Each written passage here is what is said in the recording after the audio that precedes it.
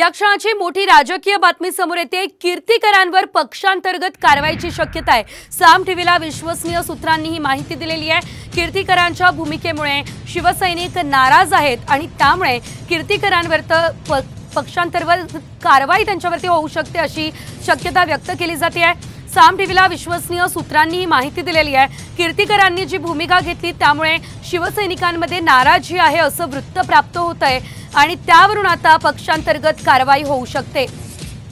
अधिकची अपडेट घेऊयात आमचे प्रतिनिधी वैदेही कारणेकर यांच्याकडून। वैदेही, नेमकी काय कारवाई होण्याची शक्यता आहे, सविस्तर माहिती।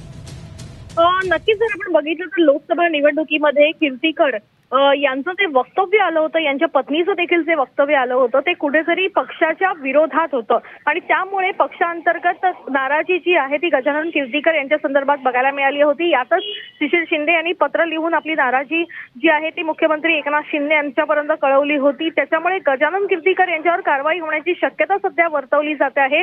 एकूण जर बघितलं तर लोकसभा निवडणूक ही अतिशय महत्त्वाची होती, मात्र एकीकडे मुलगा आणि दुसरीकडे शिंदे गटातील उमेदवार रवींद्र वायकर हे दोन्ही रिंगणामध्ये होते आणि रवींद्र वायकर यांच्यासाठी जे आहे ते स्वतः कीर्तीकर उतरले असल्याचं त्यांनी कबूल केलेलं आहे। मात्र तरी देखील ही कारवाई जी आहे निश्चितच वैदेही, धन्यवाद दिलेल्या सर्व अपडेटसाठी। कीर्तीकर यांच्यावरती आता पक्षांतर्गत कारवाई होऊ शकते अशी शक्यता आहे।